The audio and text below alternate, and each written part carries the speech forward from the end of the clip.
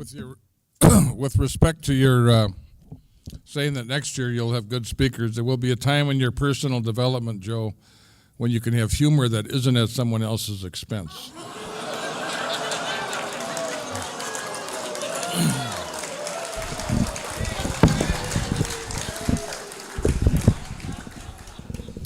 I have not reached that stage, as you can clearly understand. Is this working? Yeah, there's something wrong with the mic, Hunter, I think. Eat the mic. I'm Bob, I'm an alcoholic. Sober through the grace of God in AA since the 10th of December, 1967. For that, I'm very grateful.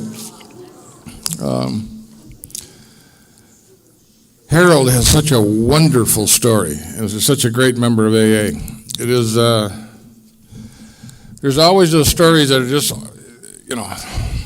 we gather together and we tell the same stories. I mean, it's like gathering together to hear the Christmas story. It is, tell me again. We build a fire, we gather, same people, same story, same time. But it's like bringing our damp log to the bonfire of Alcoholics Anonymous. There is something that warms our hearts, opens up our hearts, slows down our mind, as Joe's meditation song. I really thought that was terrific. I'd like to get that sent to me if that's possible in some way, and without relying on Rick. But no, it's always good to see Rick. I was not going to come because I have something that I have to get up at 4 o'clock Sunday morning and fly to Jackson Hole to take my wife. Linda, would you stand for a second?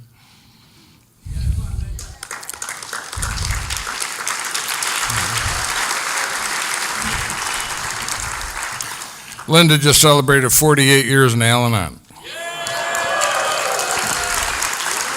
And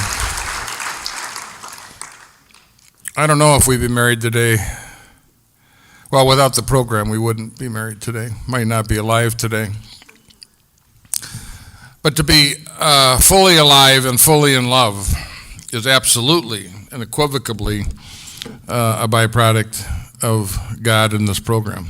It is, my love for my wife is evidence of what you have brought into my life, not what I brought into the program of Alcoholics Anonymous.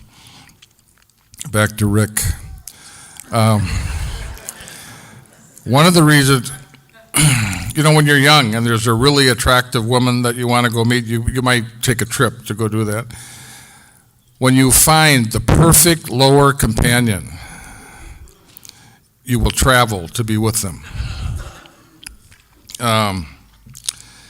My story is almost the antithetical story of Harold's. I was a spoiled, self-centered little brat from an upper middle class family, born on third base. I've been congratulating myself for hitting a triple.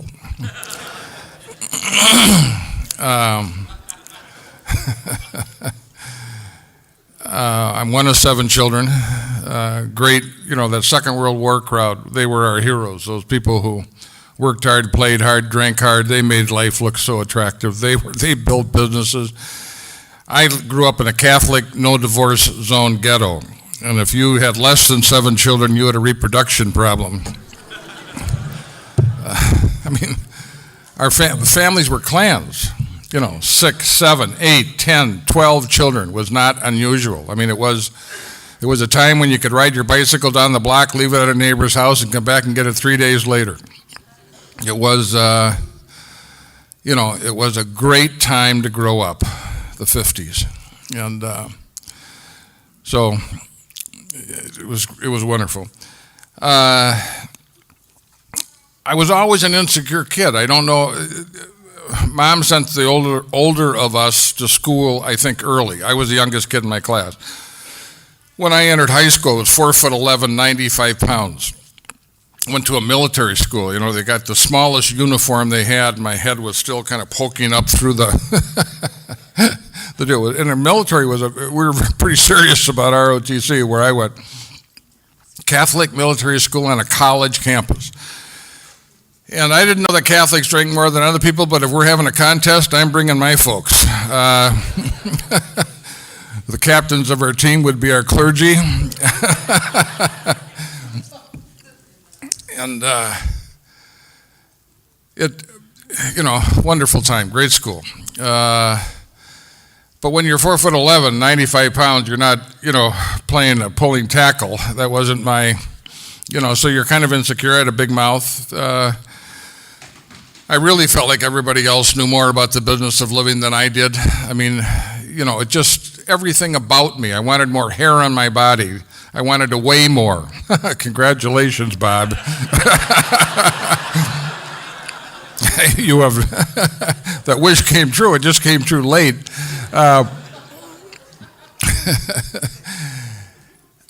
We drank a lot in high school. We had fraternities.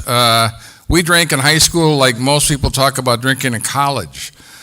Our cocktail parties were the order of the day in our parents' thing. We just stole booze from our parents. There were places that if you wore a necktie and you could, reach up over the bar, you could get served at private clubs and weddings and all the different occasions. We just specialized in making that happen.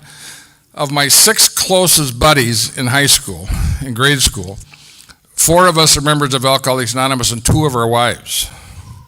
That's a lot of recovery in a small pod. We didn't pick each other, and all of us were friends before we started drinking. So, I mean, it wasn't just, unless it was a personality thing, an attraction. We got in trouble all the time. Alcohol poisoning, arrests, car accidents. They were sporadic, but there were a few of us that stood out, and I was one of the ones that stood out. I was one of the guys that was afraid if you didn't keep the bonfire going during the week, it'd go out. And so I kept it going. And by the time I reached my senior year in school, my drinking problem was a very loud conversation in my wonderful home. I loved my brothers and sisters. We had a great family. My father was my hero. My mother was an extraordinary woman, got a college degree in the Depression in business school. She was pretty unusual for a woman. She had a tongue like a razor blade. You'd walk away and your leg would fall off at the knee. You would not even know what happened. I remember one time we were at a dinner party, and we're talking about this friend of ours who had a child who was a savant in math. They caught the kid with a flashlight, like a 10-year-old child, reading advanced math books at midnight in his bed. And he turned out to be very talented. My mother always said, well, Bob, you were always very bright. You just never did much with it. One of those, take the spear out of your...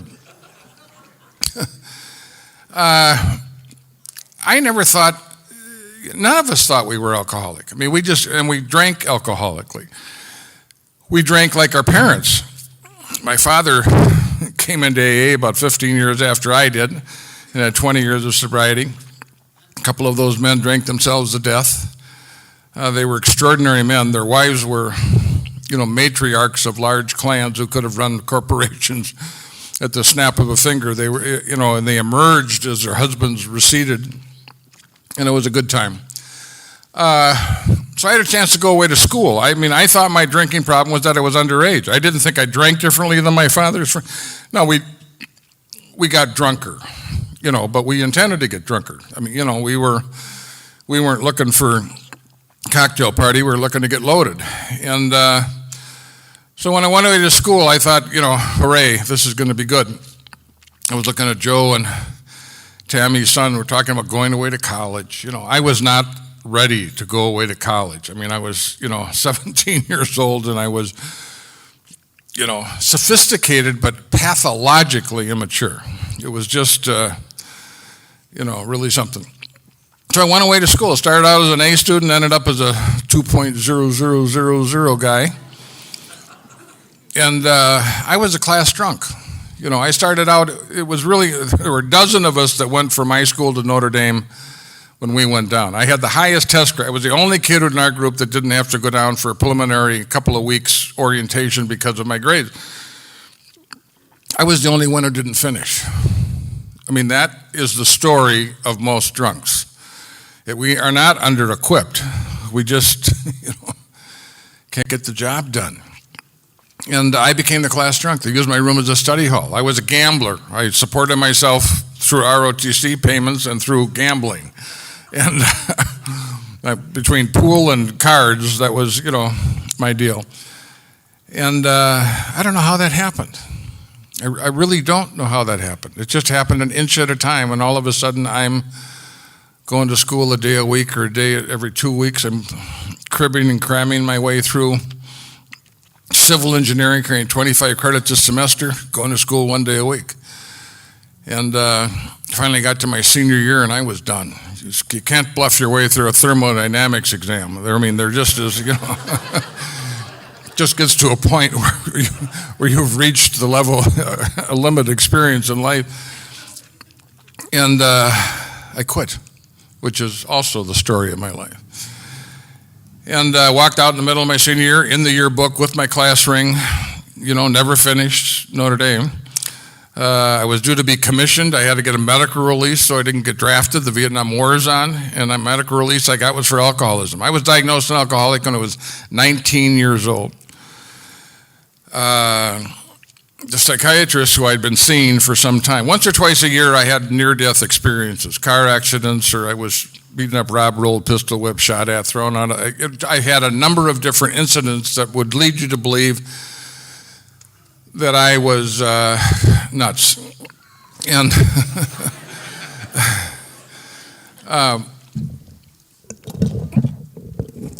and so they sent me to a psychiatrist who I've been going to for quite some time, and he diagnosed me as an alcoholic, and I just couldn't get over that. I was looking for neurosis. I was looking for something to get the heat off. And I said, I drink just like my friends drink. He said, no, I don't think so. I think you drink I think you drink more often. I think you just pick different friends and do it more often. There's something different about the way you drink. And I didn't get it. I remember going to the library, getting a book on alcoholism. I got a Freudian-based book on alcoholism that related alcoholism to latent homosexuality. And while I might have been willing to look at alcoholism, the combination of the two was a little too deadly for me to look at as an insecure 17-year-old or 19-year-old. So I got the medical release. I walked out of school, came home to a set of very disappointed parents. Little did we, Linda and I have three children, and they are 47, 48, 48, 46, 46, 43. I know their names. And okay. And 35? Thank you.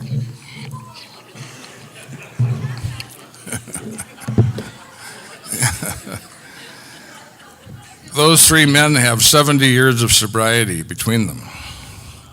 My wife's a carrier.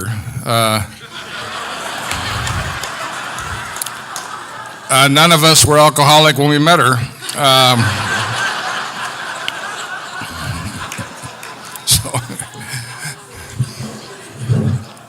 So I showed up at home to a set of very disappointed parents. I finished school at a local university and got a business degree. When I finished school, my dad asked me to leave home. He said, we love you, but we just absolutely don't know what to do with you. And so the next year was the last year of my drinking. I got a job at a liquor store for 6 months. It's important to use your gifts. You understand that? I was such an ass. I just, stole from the liquor store, drive the delivery truck drunk. I mean, I was worthless. I'm drinking a fifth a day. I get in trouble, lose that job. I took a job as a waiter at the athletic club downtown Minneapolis, one of the few member waiters they've ever had. And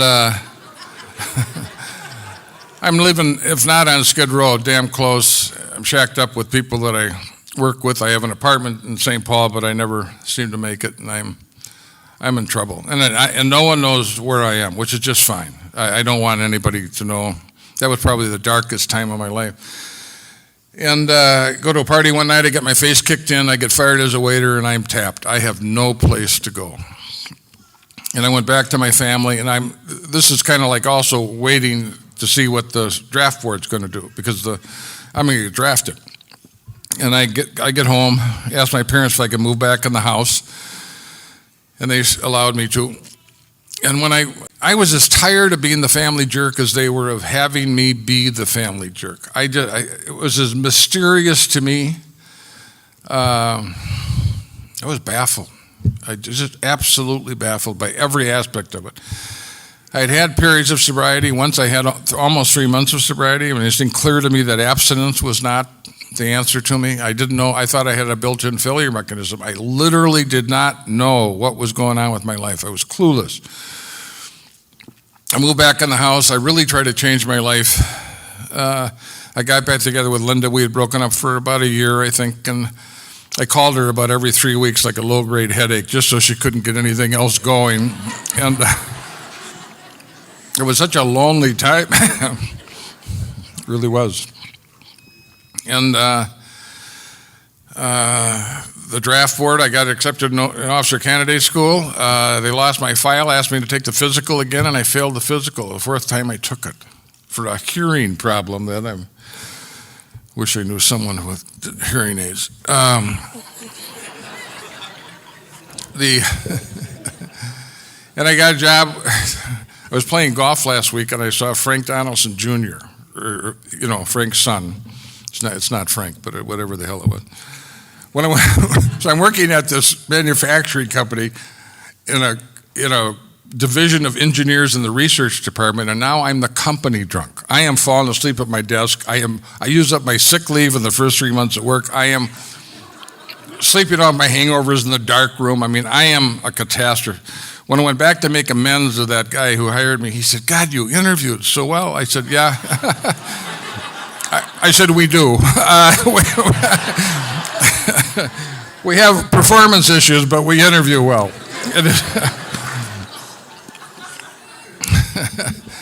I quit that job, and I took a sales job, and I have the sales job a couple of months. A buddy of ours gets married. And when I started working at that manufacturing company, it never occurred to me that if I really wanted to quit, I couldn't quit. I had quit a couple of times, and I couldn't quit. I mean, I'm drinking at noon at an engineering firm. I mean, and I couldn't quit. I'd go leave work early or go after work, and I'm just going to have a couple of drinks, and I'm, 11:30, midnight, and the way I drove was just criminal. I mean, when I was sober, I was a horribly fast driver, and I was drunk, I was just a drunk, fast driver. I don't know how fast I drove, but I was drunk. And a buddy of ours got married. I went out on a 4-day drunk. I woke up a Thursday sometime in July 1967, hugging the toilet, doing my morning exercises, and I was done. I was done. It just, that soul sickness, the soul sickness. I couldn't stand me. I just literally couldn't stand me. And I called AA. I was just scared crapless. I thought, some of us were getting the rings back. I thought Linda's going to give me the ring back. I'm not. My parents are going to throw my ass out of the house. I'm going to lose my job. I called AA. I met two guys at a cafe, 6 o'clock Thursday night, July. And one guy had 6 months, one guy had 6 years. They sat me down in the booth and said, "We're from AA. We had a drinking problem, found an answer for it, want to share it with you. If it helps you, that's great. If it doesn't help you, don't worry about it. For some reason, it helps us talking to guys like you." And they told me their story. Now, I had been in front of every kind of help you could be in front of. Doctors, lawyers, proctologists, psychologists, psychiatrists, bishops, priests, nuns, lawyers, judges. My parents did everything they knew how to do, as we did with our children. I mean, you're just clueless. I mean, they're just these little drinkers and druggers in Mr. AA's house, it just was such a sad story. And they told me their story, and in the telling of their story, they changed my life. One of the saddest things about AA is we get so used to each other. You listen to Harold's story. I mean, it is literally the story of Christmas. He's a felon, uneducated, from a crappy background. Okay, and he's built a life, a family, a life of service, a life of love, a life of Alcoholics Anonymous. He's educated. I mean, it is just, you can't draw a straight line. You can't get there on your own engine. There is no engine built that would take you there by yourself. I mean, there may be a few exceptions to that, but we know we don't get there by ourselves. But we get so used to those stories, and we are so self-involved that it goes through us. We don't hear it. I mean, if we were a room full of people who had AIDS, that had complete remission from AIDS, and an AIDS patient came in here, and wanted to, get involved, find the solution. I mean, wait, you got to go 3 meetings a week or 4 meetings a week. Okay, you'd have to hire a policeman to keep the line straight. But not us, not us. So they shared their story with me. That's one of the greatest things we have, is their story. It is, we don't share our philosophy, we don't share our beliefs, we don't share our dogma. We share our experience, strength, and hope. You can't argue with that. You can say, I don't want to do what you're recommending that I do. But you can't say, you didn't do what you told me you did. It's undeniable, and it's powerful. I went to my first meeting of Alcoholics Anonymous that night. I drank twice afterwards, once after 30 days on a business trip to the West Coast, and once after 3 months when we were married, and I drank on our honeymoon. I met my sponsor at my first meeting. My sponsor's name was Warren McGinley. He got sober in August of 1954. One of those coincidences in AA, the other most important person in my life in AA was Bob White. He was the Chuck Chamberlain of Texas.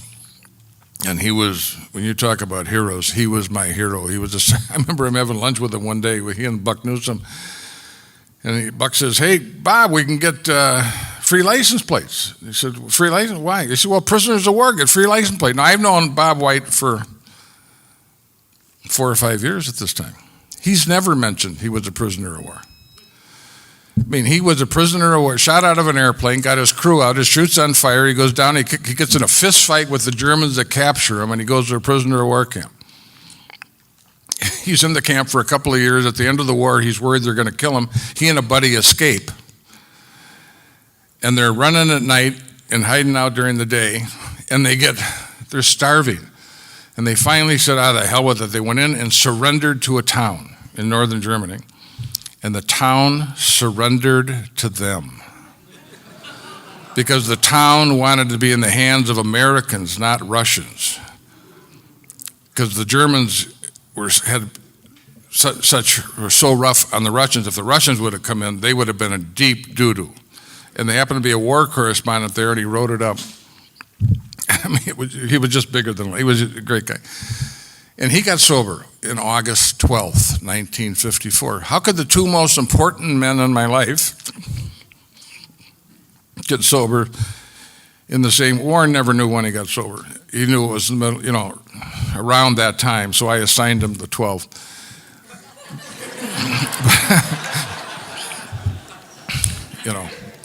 But my sponsor was a 12-step champion of the Uptown group of Alcoholics Anonymous. He was a mailman, a powerful, ordinary man, lost half his crew in a bomb disposal unit in Italy. And he painted houses part-time, and he was a mailman. He was the best thing that... He was my sponsor for almost 43 years. His wife was Linda's sponsor.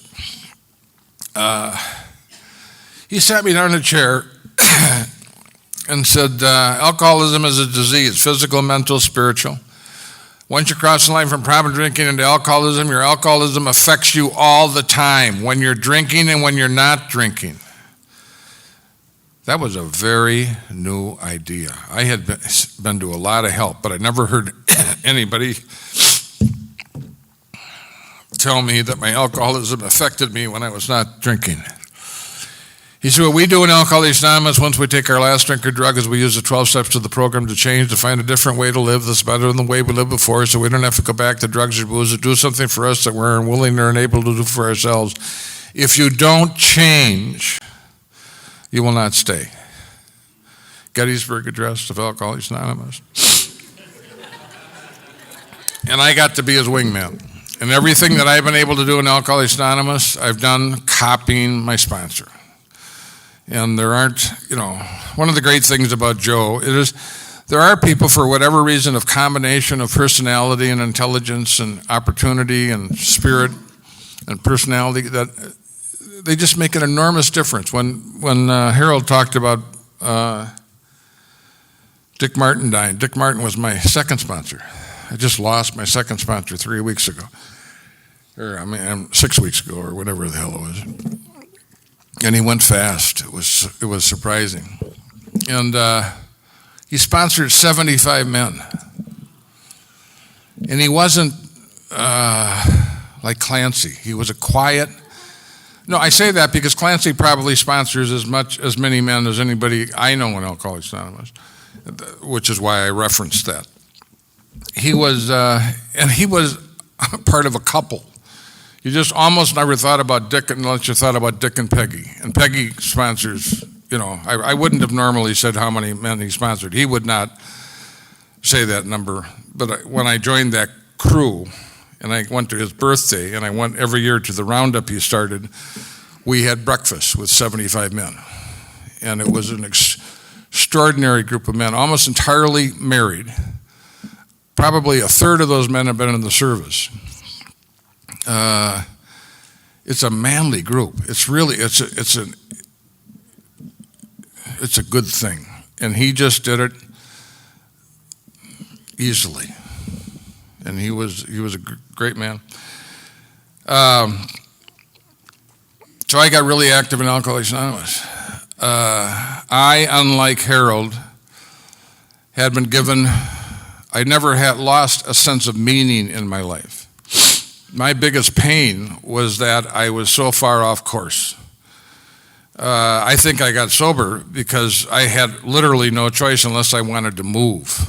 I lived in a ghetto. You did not, in my family, if you didn't take care of your wife, they'd like Linda better than me. It would not have been a contest as to how much trouble I was in if I would not have taken care of Linda. And I knew what the hell I was supposed to do in life. I just didn't or couldn't do it. I don't know there's no other way to explain it. And I couldn't explain all of that by drinking. Remember I said to one guy, I was in 3 or 4 months, I said to the guy, God, I'm not sure I'm an alcoholic. He said, yeah, maybe you're just an asshole. It was kind of like, what other explanation would there be, Bob? Let me see, if you didn't have a fatal disease. And so I got very active in Alcoholics Anonymous. My gift is I loved AA since the moment I walked in the front door. I walked into a front door to 30 men, most of them were those Second World War guys, and 2 women, Rose and Helen. And to listen to those grown-up men, I'm 23 years old, talk about God and talk about life and talk about problems was astounding to me. And talk about the same problems and the same screw-ups, Everybody wanted to know why. Why did you park the car in the living room? And when I came into AA, no one asked me why.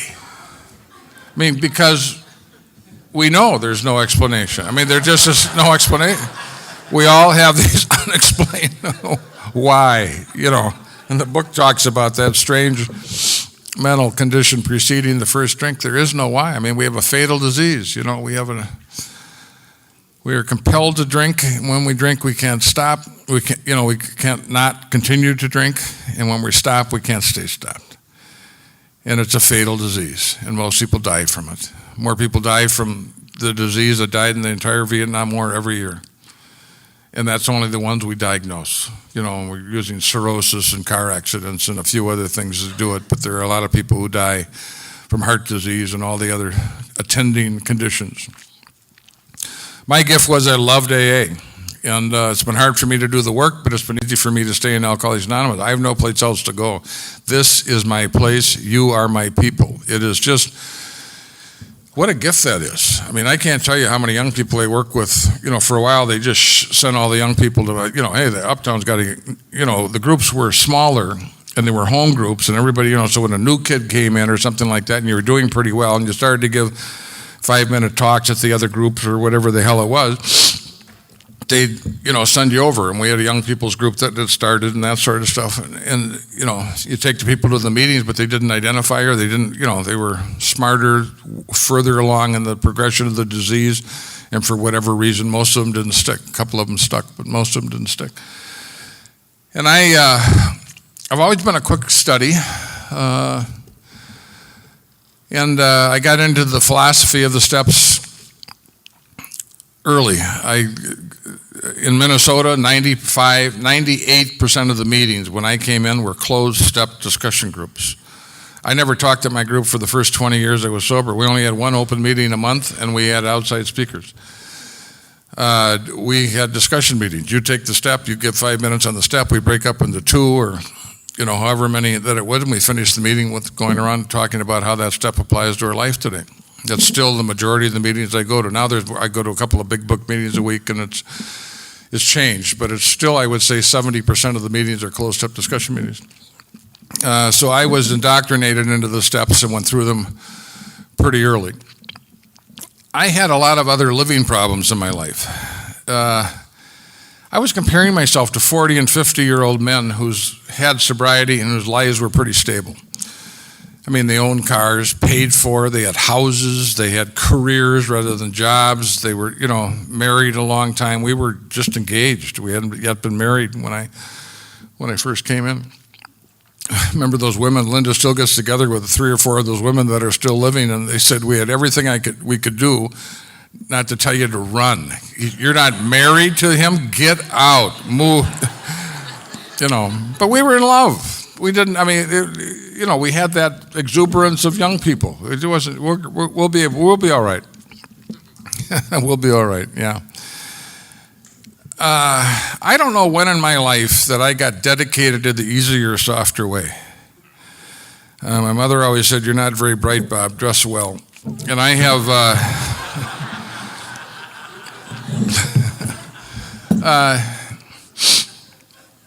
but the fact is I've always been a suit. I've always dressed well. I've always been the guy who sucked up to the parents, and I was the guy, if you wanted an MC for something, I was one of the guys that you'd pick for the MC. I had social skill. And I started to use my mouth to get around ever having to do anything. And as a result of that, when you get to a point where you're used to not doing anything, and then you get to school, and I'm used to having school be pretty easy, and you get to engineering school. I don't care how easy it is. You don't, unless you're a genius, which I was not. You don't, you've got to do work to get your way through school. But I was dedicated to the easier, softer way, and I don't know where I got that, or I certainly didn't get it from my father. I didn't get it from my peers, but that's what I was dedicated to. I had a gambling problem. I gambled, more of a hobby. 4 or 5 hours a day, 4 or 5 days a week. It wasn't that big of a deal. But I'm making between $5,000 and $10,000 a year playing backgammon. And it was at a private club. And I spend more money than I make. If you do that regularly, you end up in debt. Just want to report that to you in case you don't know where that one's going.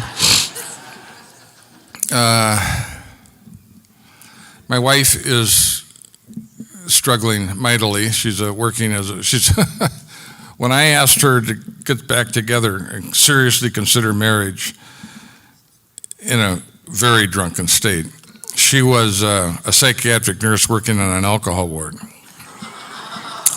And she said yes. Now she's a psychiatric nurse in private practice in our home.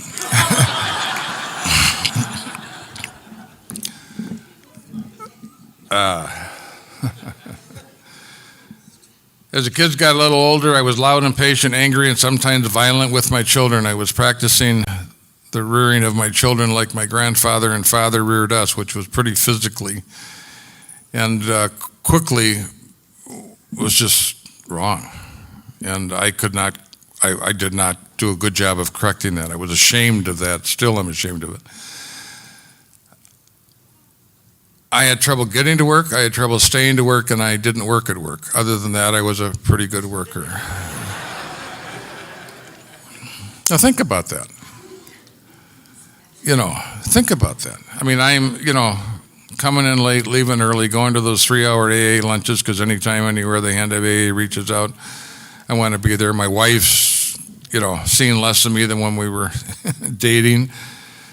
She's starting to wonder if one of the places I'm supposed to practice a program is in our home, which it's not your business. You're supposed to have your program. I'm supposed to have, I got a firewall built up between the two. And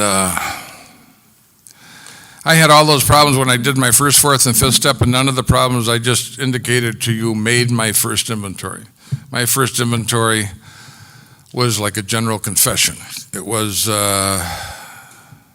not done according to the stricture of the books today. When I came in, we were not as formal with respect to the book, and we took our fifth steps with clergy. First 2 fifth steps I took with priests that everybody had set up.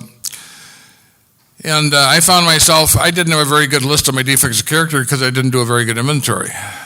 But I wouldn't go back and change that. It wasn't my intention to do a poor inventory. I'm just telling you what a 24-year-old kid did, with 30 or 40 days of sobriety. I did my 4-step to the best of my ability. In those days, the men didn't take you through the book. We were talking about the steps at every meeting. If you were giving the step, you often use the 12 and 12 or the big book. Your sponsor helped you with 4 and 5, and 8 and 9. That was the bulk of the discussion that we had were in 4 and 5 and 8 and 9. Remember, he sat me down in a chair and I said, I want to start the steps. He said, well, okay, let's go for it. And I said, I don't know how to do the first 3 steps. He said, I think you've done them. He said, you go to more meetings than anybody in the club. He said, I told you when you came here, if you went to a dozen meetings, you diagnose yourself. Are you an alcoholic? I said, yeah. He said, I think you've taken the first step. He said, you go to 6, 7 meetings a week, and you're got a sponsor, and you're talking to people, and you're helping people. He said, I think, you've come to believe that either with my help or the help of Alcoholics Anonymous or the help of a power, you've found a power greater than yourself. I think you've taken this 2nd step. And by your actions, I think you've taken the 3rd. So he more or less told me that I was sitting in my chair, and today I don't know that we'd be that informal about it, but he indicated to me that he thought I had taken the first 3 steps and I was ready to start taking an inventory. And I didn't have a very good list of my defects of character, but I'll tell you, by the end of my 2nd year, one by one, these unmanageabilities came home to me, and I was faced with my life. And I think part of my significant unmanageability was due to my age and immaturity. I don't think 23-year-old kids or 24-year-old kids are as mature, obviously, as the 40 and 50-year-olds in the room. And I'm having problems that, I have bad checks out. You can't have bad checks out anymore. I mean, they run them through the cash register, but in my day, you had counter checks. I mean, you could walk up, go to the club and just take a counter check, write it out, and you probably didn't have a problem for a couple of weeks, And in college, my dad covered all my checks, and I was just irresponsible at every level. And one by one, I took these issues on, and without even knowing it, I built a fence around most of the serious. I told my sponsor about 65% of what was going on in my life. And I know in Florida you tell them 100%. I think that's really terrific. But I was only telling myself 65% of what was going on. Life is lived forward, but it's understood backwards. You don't see it till you're through it. And so one by one, I would take these issues of my life and take them on. I thought, okay, you got me sober. I've got the program. I'll learn how to work. I'll learn how to be a husband. I'll learn how to be a father. I'll learn, I'll do with my gambling. Nothing. 4 years, same stuff's going on.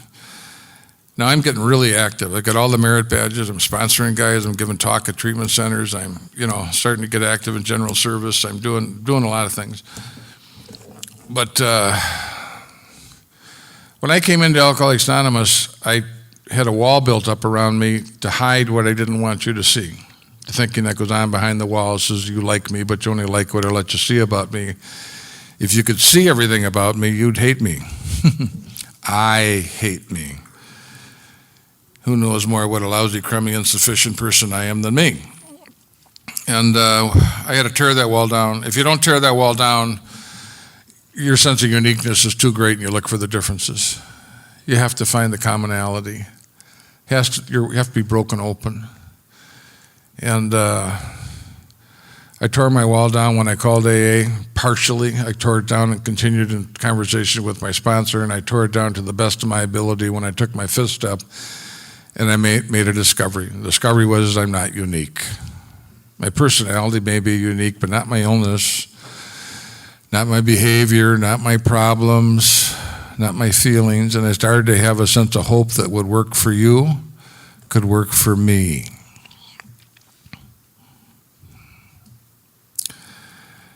And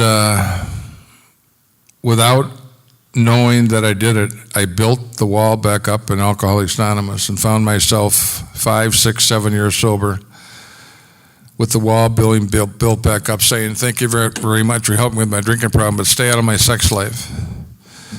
Stay out of my marriage. Stay out of my parenting. Stay out of my husbanding. Stay out of my work. And brick by brick, I built the damn thing back up. And I found myself at 6, 7 years of sobriety. And I can't tell you how ashamed it is. It's a story of my life. I start well. I look good. I'm a guy that you'd pick to be on your team. I don't finish anything.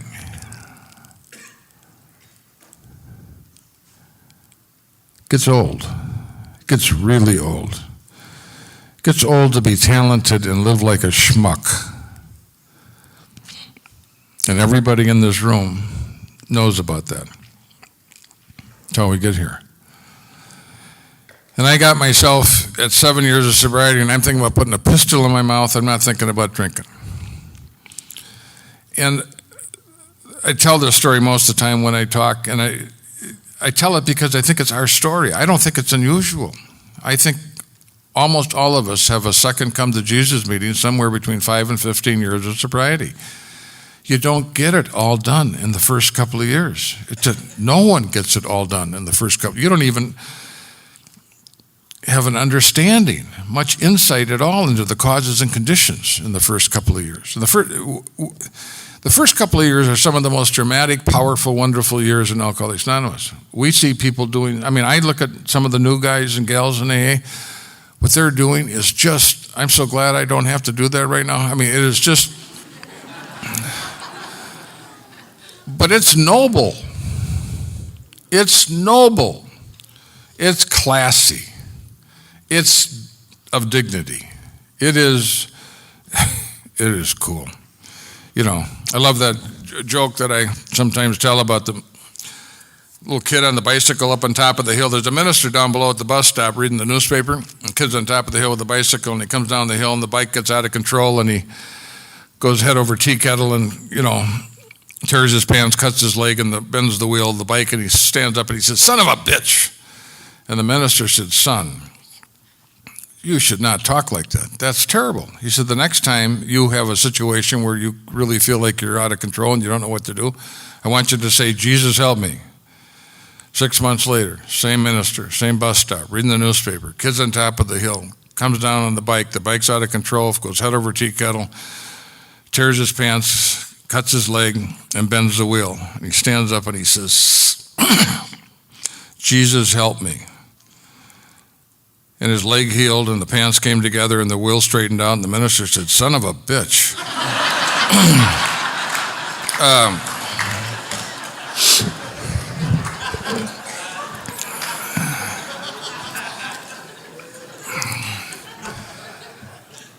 And that's why the new person is so powerful and important in the program of Alcoholics Anonymous, that we get to see the pilot light get lit.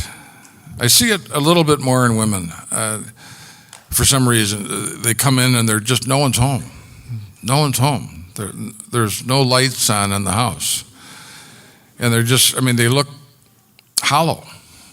And then one day they walk in and they're goes around the room and we're talking about something and you look at her and you almost can't believe it's the same woman. Someone's home. The lights are on. The pilot light is lit. And that is, and some guys like Joe and my sponsor we're specialists in helping light pilot lights. And once you get the pilot light lit, we gotcha. We gotcha. That's all we want. I found myself at 7 years of sobriety in deep trouble. I was dissatisfied with myself. I'd gone through the steps twice. I've got these persistent issues that I'm unable to deal with. My life is without question unmanageable. And the problem I had, I knew would have saved my bacon in AA. I love old timers and I can't keep my mouth shut. So I'm talking about some of the stuff that's going on in my life and I have great examples. And I knew that I had to find out what God had to do with Wednesday. I had been well-schooled in theology, but I didn't know what God had to do with Wednesday. Ooh, time-wise. And the problem I have with God is I go to God and God says, who's there? Says, God, it's Bob. What do you want? What do I want? I'm 7 years sober. My pants are on fire. I need help. Will you help? God says, sure. And then I'm going to ask God the question that all people ask when they bring that bushel basket full of manure over to your house. What do I do? You don't have to be a rocket scientist to figure out what God would have someone with my list of defects of character do. Get up in the morning, go to work, stay at work, work at work.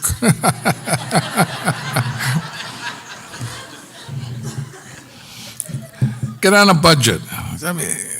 I think that's it's not in our book. That's a bad word. It is a difficult word. Stop gambling. Be kind and loving to your children. Spend more time with your husband or your wife and children. I'm say, hell, if I could do all those things, I wouldn't need God. What the hell you think I've been trying to do for the last 7 years? And I had been trying to do it for the last 7 years. It wasn't like I was, And so I got to a point where I was just at the end of my rope. And I went back to the steps for the third time and took a fresh look at my powerless and unmanageability. Absolute no-brainer. No question about it. And what I discovered is I'd lost step 2. I believed it for us, but not for me. I literally could tell you that there is a power that would restore you to sanity. I could put my hand on a lie detector and I don't think the needle would move, but when it came to my case, I couldn't say it. I had to reclaim step 2. And I started to see people with bigger problems, with smiles on their faces, walking through the walls that I was avoiding with dignity and grace. And I came to believe that God would restore me to sanity. I took step 3 on my knees with my sponsor. That wasn't real popular in those days, but I started to hear some people talk about doing that, and I figured I'm going to dot the I's and cross the T's. And then I did my third 4-step, best 4-step I think I ever took. And when I took the 5th step, I said to my sponsor, I said, when I'm done with this, be careful. I'm going to do whatever you recommend that I do. I said, I feel like I'm dying of thirst lying next to a lake. I know what to do. You could give me the test and I could tell you what to do. I either can't or won't do it. I am so tired of can't and won't do it that I did my 5th step. He wanted me to go, I got to speed this up and get done. He said, he wanted me to go to a psychologist. He said, you got all sorts of issues around work, money, failure, success. My dad was a fairly successful guy. I'd never be as good as my father, you know, all that kind of stuff. He said, I want you to find a psychologist that works with business people and go talk to him, and then I want you to bring that conversation back to me. And I found a psychologist recommended, and he wanted my wife involved. I thought, oh, crap. Well, when your wife's in the room, there's a whole bunch of data that's available that is not available when you're in the room by yourself.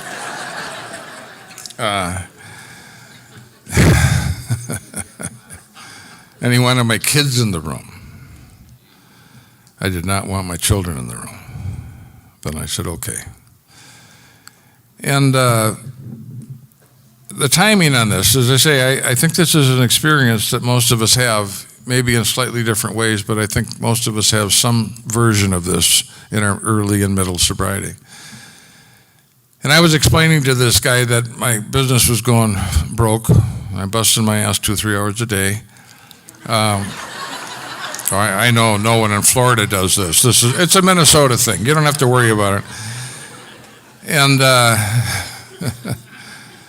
and I was going to lose everything I had. They're going to put my name in the paper. And he looked at me and he said, "Why are you so afraid of failing?" And I wanted to punch him. Literally, my reaction was to jack him. And I said, look, I've lived in this town all my life. I'm in the investment business. My company's about to go under. I'm going to lose everything I have. They're going to put my name in the paper. I'm going to file bankruptcy. I'm going to lose everything. I said, you're a doctor. I said, you file bankruptcy, you just wait 6 months, take your little sign, walk down the hall, pound it on another door, and you're making $100,000. I said, I'm going to lose everything I had. Nod your head up and down if you understand that. And he looked at my wife and he said, if Bob lost everything he had, would he lose you? No. If you can't lose, you can't play. There is no playing without losing. I was a salesman that never did sales calls. I just phonied up activity reports and lied about what I was doing. And a couple of weeks after that, I had a very bad day where I did everything possibly wrong that I could do during the day. Went to work late, left early, got in a backgammon game, won $600, missed dinner, missed the AA meeting, came home, got in a fight with Linda, and slapped one of the kids. One of those days you'd like to have videotaped and sent to the General Service Office to show what 8 years could do. Wouldn't you like your sponsor to walk in the door right at that time? And I said, gee, it happened again. I said, it happened again. Weren't you there? No. Yeah, but it's so habitual, it's like I don't even have to think about it. It's like I'm in a blackout. And all of a sudden I realized that was a bunch of crap. My life was the way it was because, as Harold talked about it, I designed it that way. I sounded like a guy who wanted to quit gambling. I wanted to gamble whenever the hell I wanted to gamble for as much money as I wanted to gamble and not have problems because of gambling. I wanted money without work. I wanted my wife and children's love and affection without spending time with them. Not a very good design. And all of a sudden I realized that I had tried imperfectly, but as hard as I knew how to try for the last 7 years to clean up my life, and I had failed. And for some reason, I was allowed to have those words seep in and be with them. When I came into Alcoholics Anonymous, when I was hugging that toilet that morning, throwing up, not having been to work in 4 days, that 23-year-old kid with an enlarged liver. I stood naked in front of my alcoholism, and I saw it for what it was. That night, I stood in front of me, my life, and saw it for what it was, and realized that I had failed, and I was given the opportunity to take the 6th and the 7th step of the program of Alcoholics Anonymous at a depth that I had not taken them before. The 6th step said they were entirely ready to have God, not Bob, remove our defects of character. The 7th step said we humbly ask to remove our shortcomings. I had spent 7.5 years trying to get rid of them. I do not have the power. I have the responsibility, but I am the pipe, not the well. It happens through me, not by me. A doctor doesn't heal. He creates an aseptic environment, creates an atmosphere in which healing can take place and God heals. A farmer doesn't grow. He plants a seed, creates a fertile environment which growth can take place and God grows, and we don't change. We create an atmosphere in which change can take place and God changes us. We are not the power. We are designed to be empowered. We are the pipe, not the well. That night I got down on my knees. I took the 6th and the 7th step of the program of Alcoholics Anonymous, and my life changed like on a dime. I quit gambling that night. I put some structure in place because I had made lots of promises in my life and have been unable to keep them. I gave the checkbook over to my wife and went on an allowance. No credit cards. I made appointments with my sponsor about when I'd go to work and when I would leave work.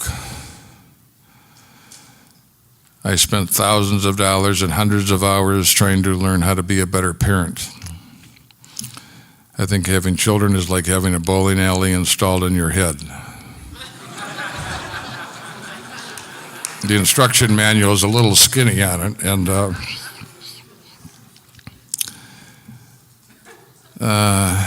I hired someone to call me every morning at 5:30, nothing in moderation. All of a sudden, the kid who was getting up at 9:30 was calling someone to go up at 5:30, and I went to Mass every morning at 6 o'clock Mass. And at the end of Mass, I'd go to one of the side things, and I'd sit down and I'd pray, and I'd say, I don't know what to do. Now, I did know what to do. But I didn't do it, and I didn't know why I didn't do it. So in the sense of doing it, I did not know how to do it because I wasn't doing it.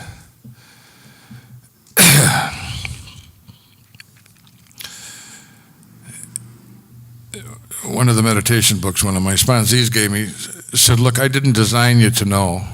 I designed you to be in contact with me. I'll let you know.